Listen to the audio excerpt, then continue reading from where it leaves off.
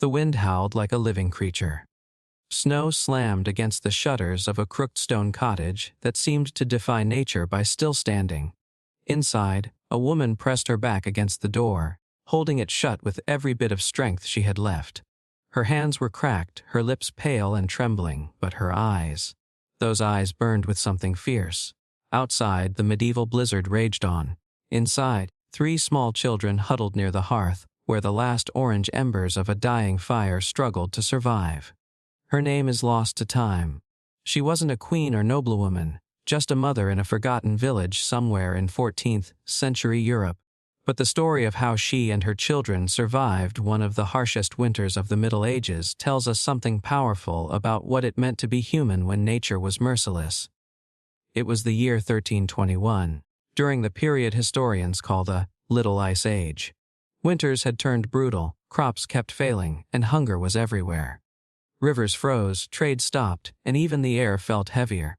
The blizzard that hit that winter was the kind that buried entire villages under snowdrifts taller than a man. The cottage was barely a home.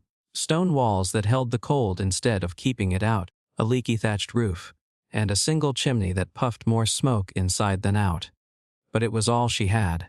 The snowstorm came without warning, and by the time she'd secured the door, the path outside had already disappeared under white silence. Firewood was life, but firewood belonged to the Lord. Ordinary people like her couldn't just cut trees in the nearby forest. That was theft, punishable by hanging. So she burned what she could find: dried peat, straw, animal dung, broken tools, anything that could give even a flicker of warmth. She had learned how to stretch everything. She'd saved scraps of old wool, bits of linen, dried moss stuffed into the cracks in the walls to block the wind. Every corner of that cottage told a story of survival. Her children were young. The oldest, maybe 8, fed small handfuls of straw to the fire, watching the flames rise and die. The youngest was barely 2, crying softly under layers of patched blankets. The mother moved between them constantly, touching their faces, their hands, checking for frostbite. She pressed their tiny fingers against her chest, breathing warmth onto them. She didn't sleep. She couldn't. She knew that falling asleep in that kind of cold was a slow, beautiful way to die. Outside, the wind screamed across the moors. The storm was no longer just weather. It was a beast alive and hunting. And yet, the woman stayed calm. Medieval people knew their environment in ways we've forgotten. They could feel when a storm was coming by the silence of the birds, or the way smoke rose from chimneys. They didn't have thermometers, but they had instincts honed by centuries of necessity. Cottages in those days were often built half underground, using the earth itself as insulation. Many families kept their animals indoors, not out of filth but for warmth. Sheep, goats, even a cow would be tethered near the back of the room. Their breath added a few precious degrees of heat. Imagine the air. Smoky, thick, and sour with the smell of animals and people living in close quarters. It was uncomfortable, but it kept them alive. When the snow started piling higher against the door, she knew they might be trapped for days. She rationed the food like a soldier counting bullets.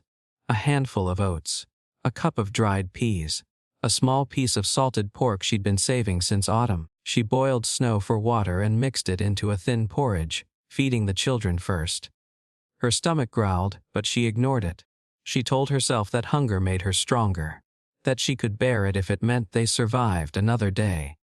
At night, when the storm was at its worst, the roof groaned like it might collapse. Smoke filled the room because the wind blew backward down the chimney. She crawled on her knees, coughing, dragging the children closer to the fire.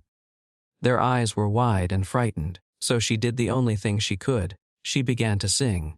Her voice was hoarse but soft. She sang lullabies her own mother had taught her, songs about saints and summer fields and warm rain. In that dark, smoky room, her song became more than a comfort.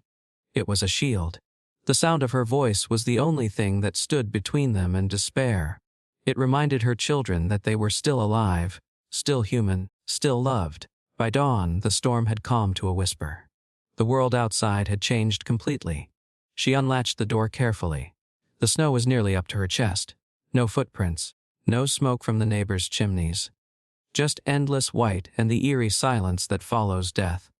She had two choices: stay inside and risk running out of food, or face the cold to check on her animals. She wrapped herself in everything she owned: layers of wool, a ragged fur cloak, leather shoes stiff with ice.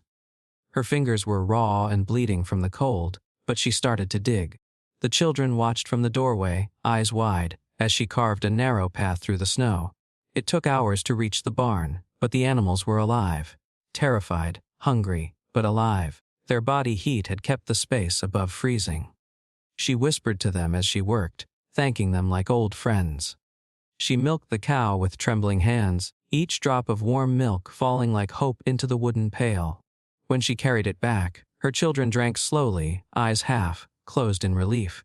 That milk might have saved their lives. Days passed before the first neighbors appeared. In medieval villages, community was everything.